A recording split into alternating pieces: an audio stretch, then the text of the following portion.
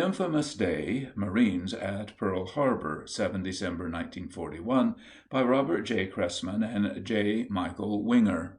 Part 1.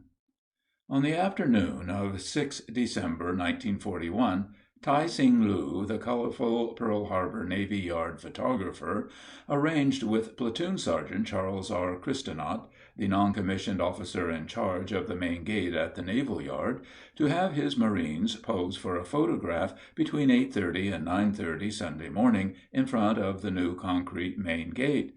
The photo was to be for a Christmas card. As war clouds gathered over the Pacific Basin in late 1941, the United States Pacific Fleet operated, as it had since May 1940, from Pearl Harbor. While the security of that fleet and for the island of Oahu lay in the Army's hands, that of the Navy Yard and the naval air stations at Pearl Harbor and Kinoho Bay lay in the hands of Marines.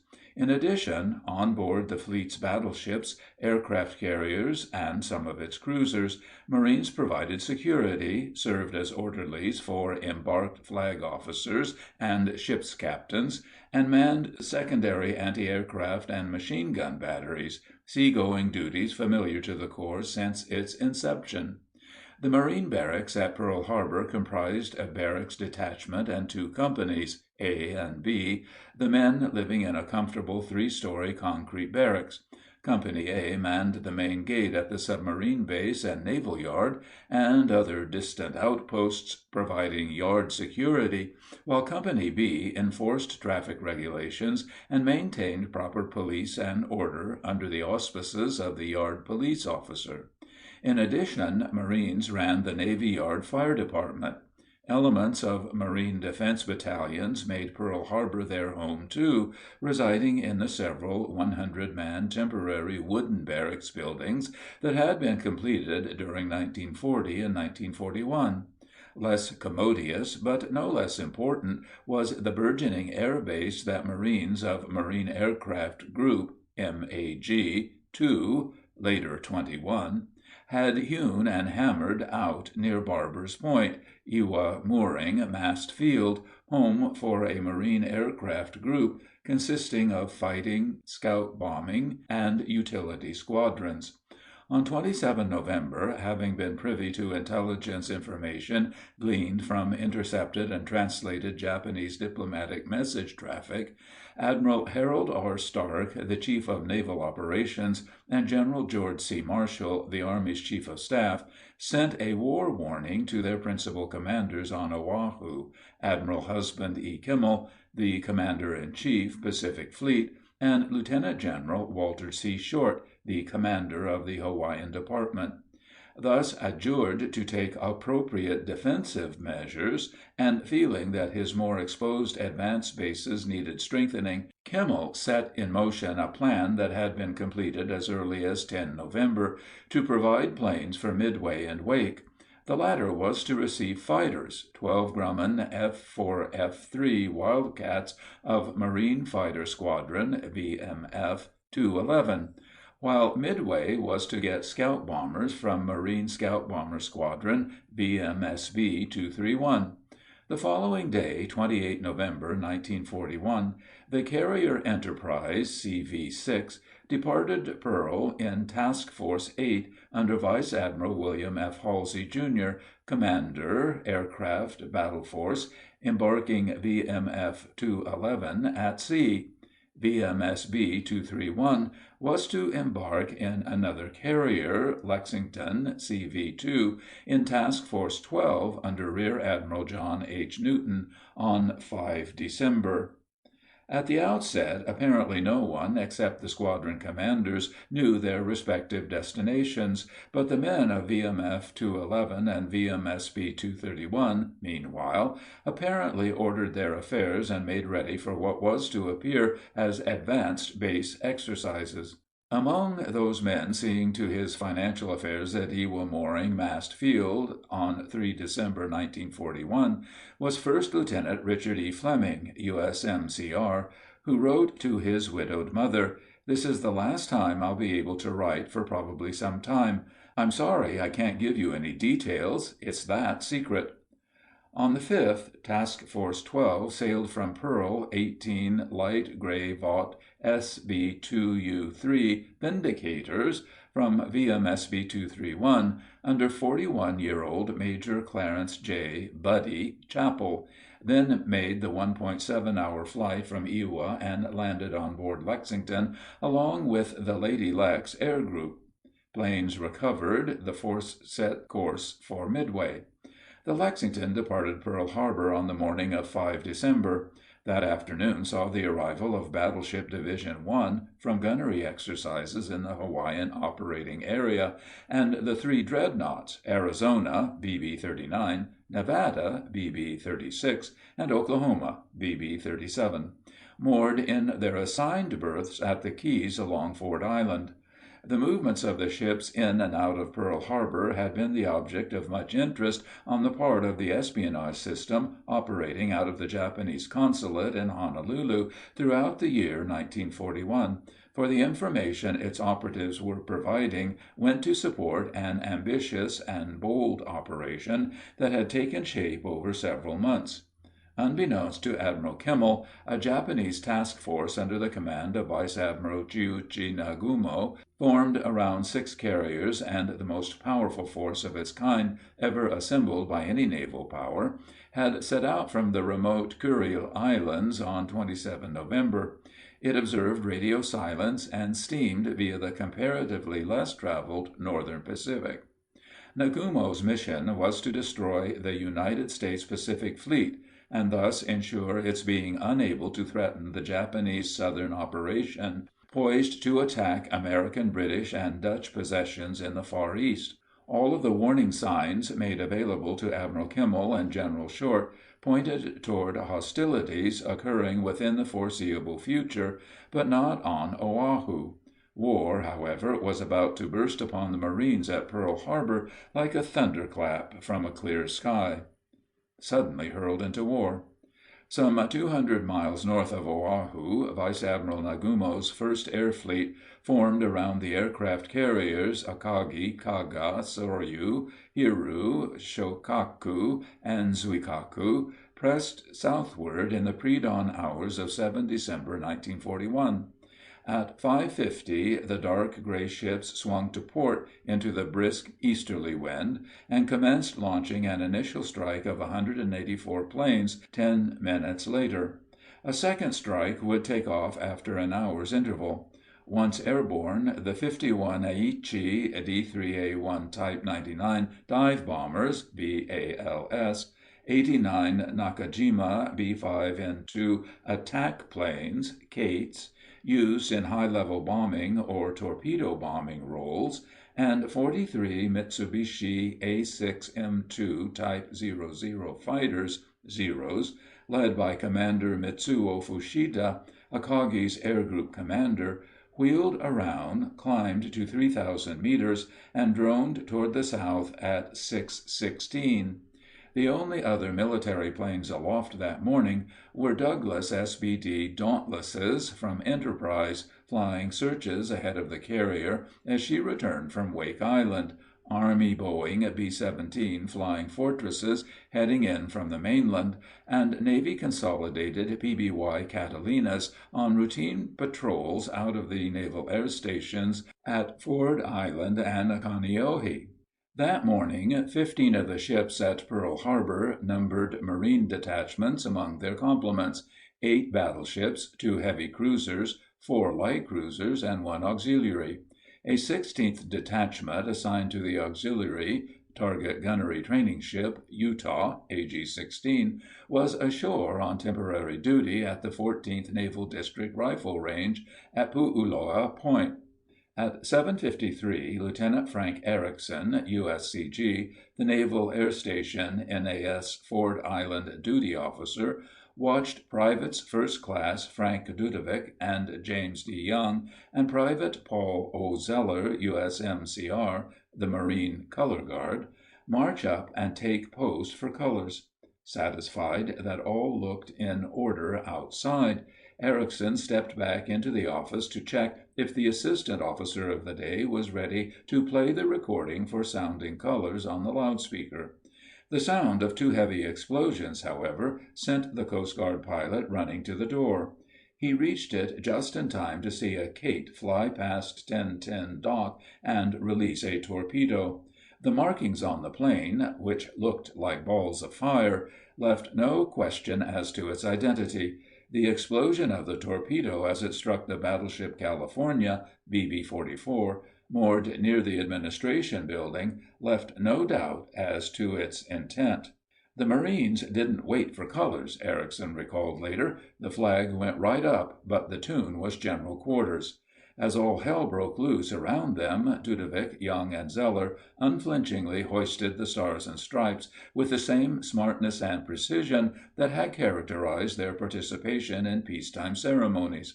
At the crew barracks on Ford Island, Corporal Clifton Webster and Private First Class Albert E. Yale headed for the roof immediately after general quarters sounded.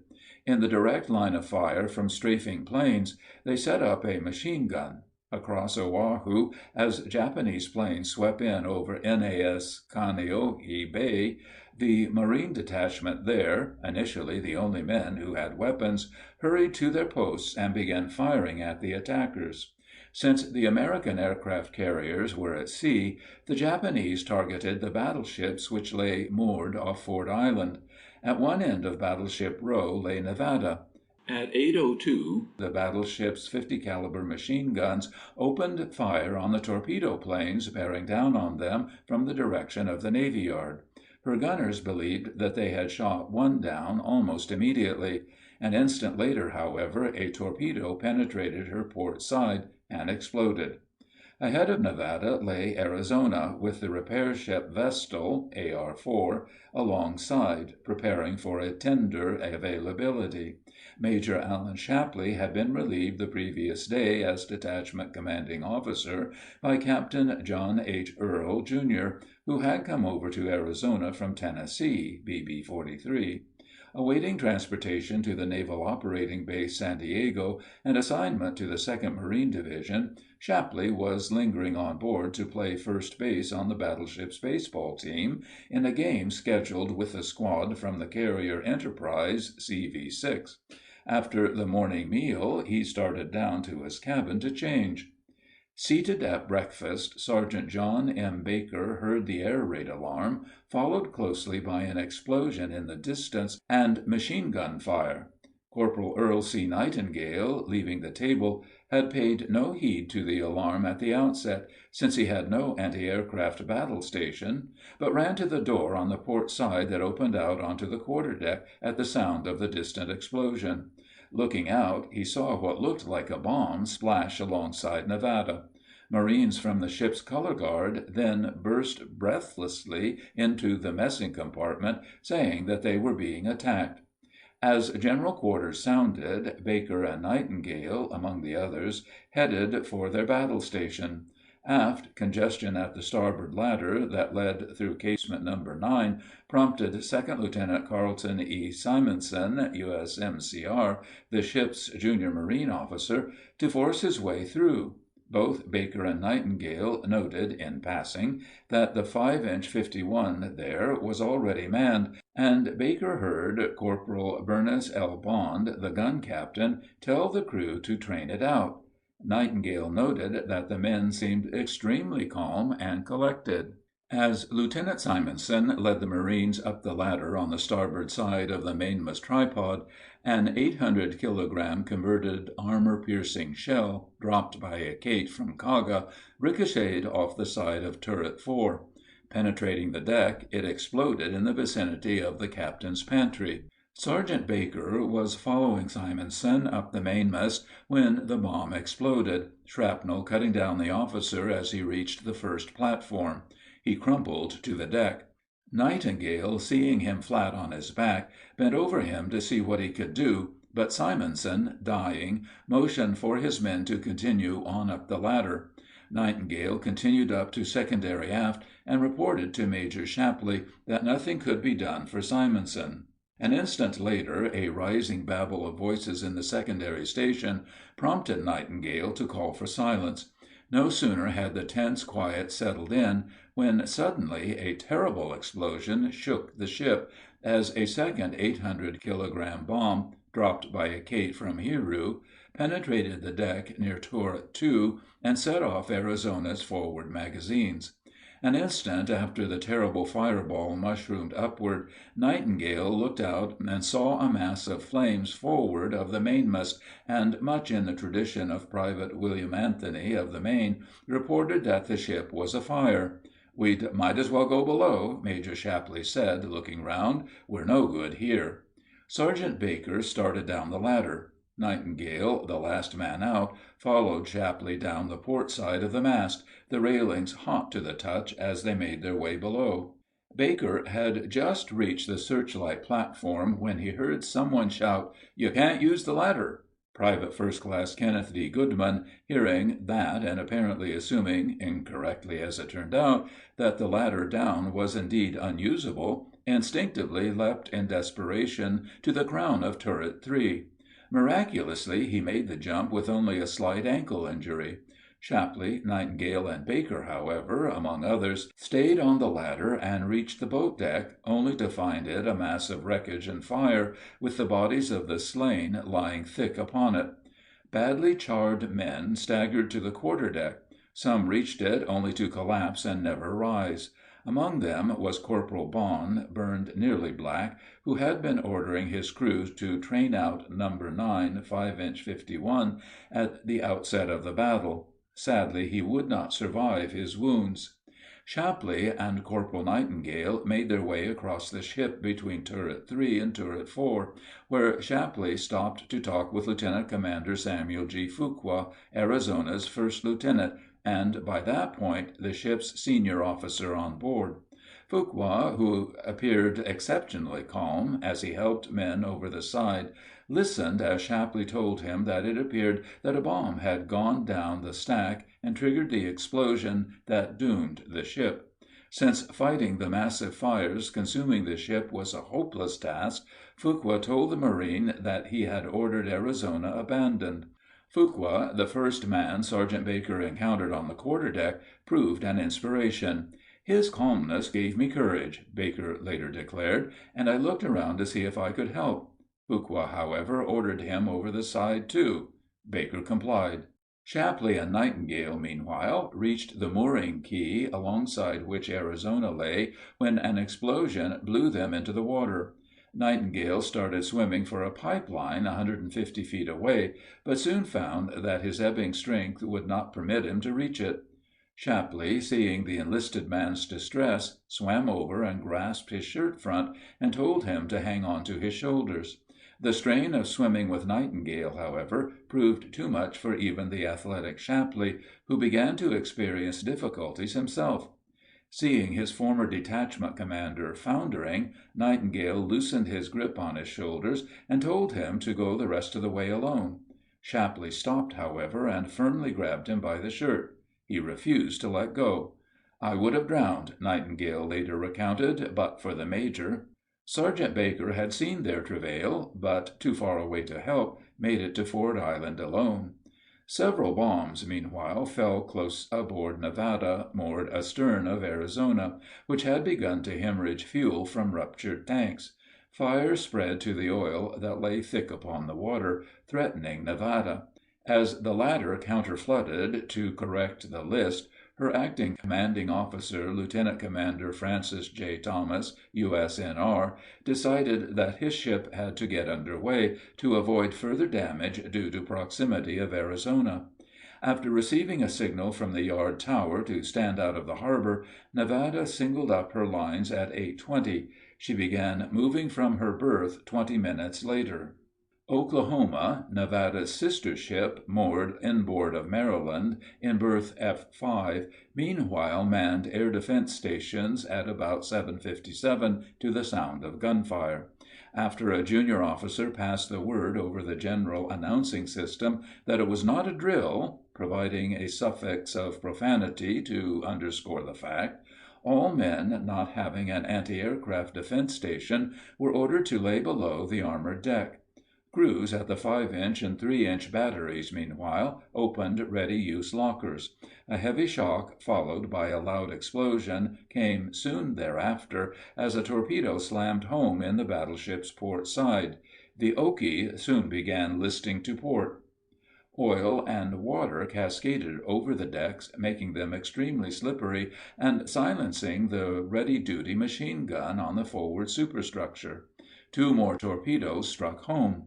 The massive rent in the ship's side rendered the desperate attempts at damage control futile. As Ensign Paul H. Backus hurried from his room to his battle station on the signal bridge, he passed his friend, Second Lieutenant Harry H. Gaver, Jr., one of Oklahoma's Marine Detachment junior officers, on his knees attempting to close a hatch on the port side alongside the barbette of Turret 1, part of the trunk which led from the main deck to the magazines. There were men trying to come up from below at the time Harry was trying to close the hatch. Backus never saw Gaver again. As the list increased and the oily, wet decks made even standing up a chore, Oklahoma's acting commanding officer ordered her abandoned to save as many lives as possible. Directed to leave over the starboard side, away from the direction of the roll, most of Oklahoma's men managed to get off, to be picked up by boats arriving to rescue survivors.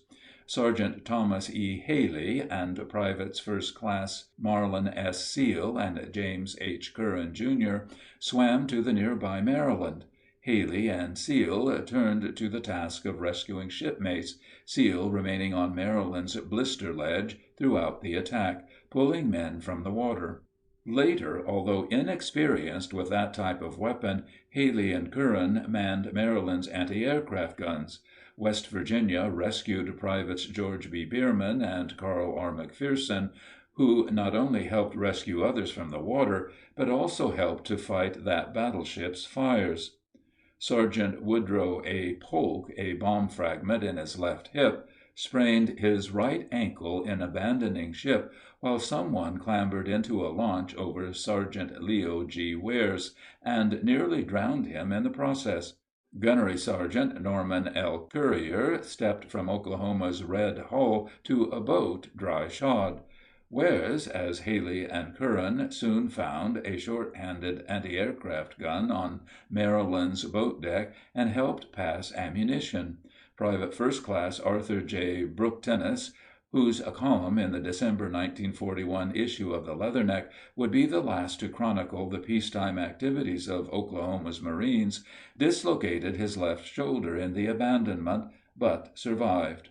A little over 2 weeks shy of his 23rd birthday, Corporal Willard D. Darling, an Oklahoma Marine who was a native Oklahoman, had meanwhile clambered on board a motor launch. As it headed shoreward, Darling saw 51-year-old Commander Fred M. Rohow, Medical Corps, the capsized battleship's senior medical officer, in a state of shock, struggling in the oily water. Since Rohow seemed to be drowning, Darling unhesitatingly dove in, and along with shipfitter First Class William S. Thomas, kept him afloat until a second launch picked them up. Strafing Japanese planes and shrapnel from American guns falling around them prompted the abandonment of the launch at a dredge pipeline, so Darling jumped in and directed the doctor to follow him. Again the Marine rescued Rohow, who proved too exhausted to make it on his own, and towed him to shore. Maryland, meanwhile, inboard of Oklahoma, promptly manned her anti-aircraft guns at the outset of the attack, her machine guns opening fire immediately. She took 2 bomb hits but suffered only minor damage. Her Marine detachment suffered no casualties.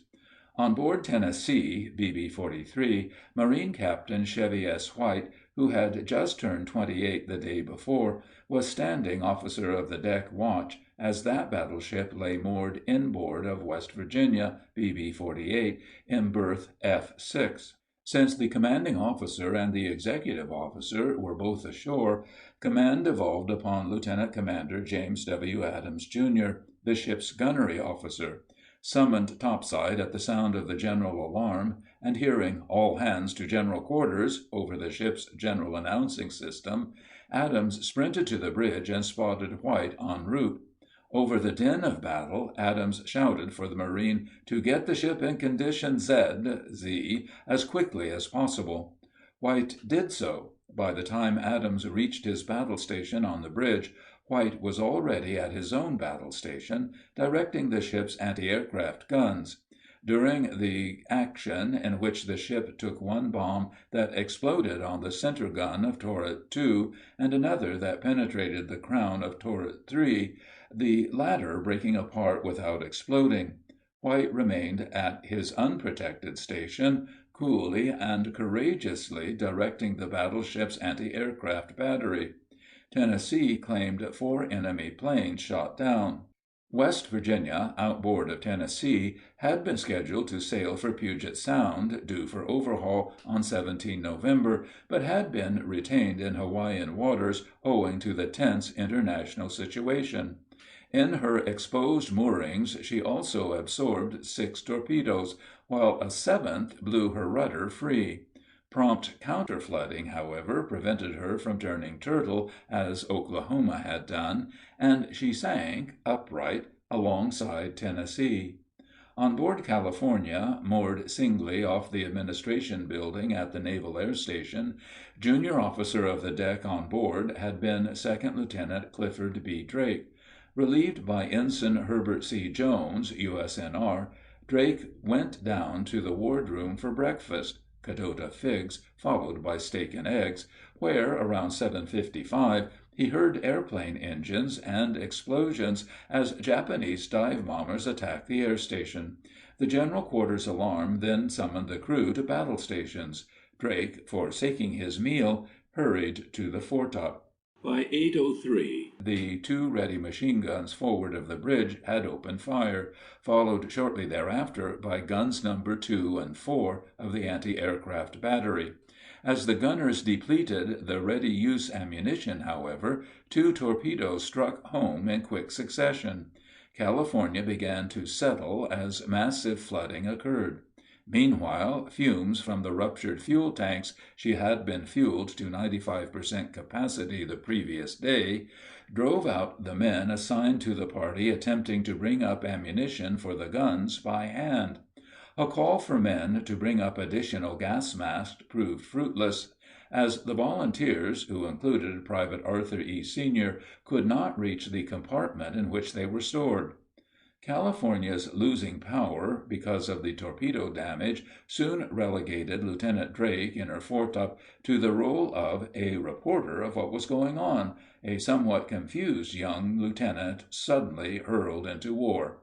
As California began listing after the torpedo hits, Drake began pondering his own ship's fate. Comparing his ship's list with that of Oklahoma's, he dismissed California's rolling over, thinking, who ever heard of a battleship capsizing? Oklahoma, however, did a few moments later. Meanwhile, at about 8:10, in response to a call for a chain of volunteers to pass 5-inch .25 ammunition, Private Senior again stepped forward and soon clambered down to the CL Division compartment.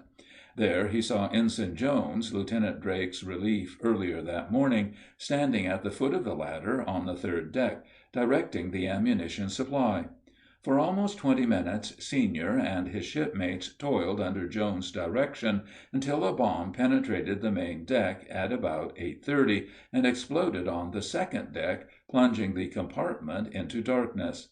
As acrid smoke filled the compartment, Senior reached for his gas mask, which he had lain on a shell box behind him, and put it on. Hearing someone say, "Mr. Jones has been hit," Senior flashed his flashlight over on the ensign's face and saw that it was all bloody. His white coat also had blood all over it. Senior and another man then carried Jones as far as the M Division compartment, but the ensign would not let them carry him any further. "Leave me alone," he gasped insistently. "I'm done for. Get out of here before the magazines go off." Soon thereafter, however, before he could get clear, Senior felt the shock of an explosion from down below, and collapsed unconscious. Jones' gallantry, which earned him a posthumous Medal of Honor, impressed Private Howard M. Haines, who had been confined before the attack, awaiting a bad conduct discharge. After the battle, a contrite Haines, a mean character who had shown little or no respect for anything or anyone before 7 December, approached Lieutenant Drake and said that he, Haines, was alive because of the actions that Ensign Jones had taken. "God," he said, "give me a chance to prove I'm worth it." His actions that morning in the crucible of war earned Haines a recommendation for retention in the service. Most of California's Marines, like Haines, survived the battle. Private First Class Earl D. Wallen and Privates Roy E. Lee, Jr. and Shelby C. Shook, however, did not. Nor did the badly burned Private First Class John A. Blount, Jr., who succumbed to his wounds on 9 December. Nevada's attempt to clear the harbor, meanwhile, inspired those who witnessed it. Her magnificent effort prompted a stepped-up effort by Japanese dive-bomber pilots to sink her. One 250-kilogram bomb hit her boat deck just aft of a ventilator trunk and 12 feet to the starboard side of the center line, about halfway between the stack and the end of the boat deck, setting off laid-out 5-inch ready-use ammunition. Spraying fragments decimated the gun crews. The explosion wrecked the galley and blew open the starboard door of the compartment, venting into casement No. 9 and starting a fire that swept through the casemate, wrecking the gun. Although he had been seriously wounded by the blast that had hurt both of his legs and stripped much of his uniform from his body, Corporal Joe R. Driscoll disregarded his own condition and insisted that he man another gun. He refused medical treatment, assisted other wounded men instead, and then helped battle the flames. He did not quit until those fires were out. Another 250-kilogram bomb hit Nevada's bridge, penetrating down into casemate No. 6 and starting a fire. The blast had also severed the water pipes providing circulating water to the water-cooled machine guns on the foremast guns in the charge of Gunnery Sergeant Charles E. Douglas. Intense flames enveloped the forward superstructure, endangering Douglas and his men, and prompting orders for them to abandon their station. They steadfastly remained at their posts, however, keeping the 50-caliber Brownings firing amidst the swirling black smoke until the end of the action. End of Part 1.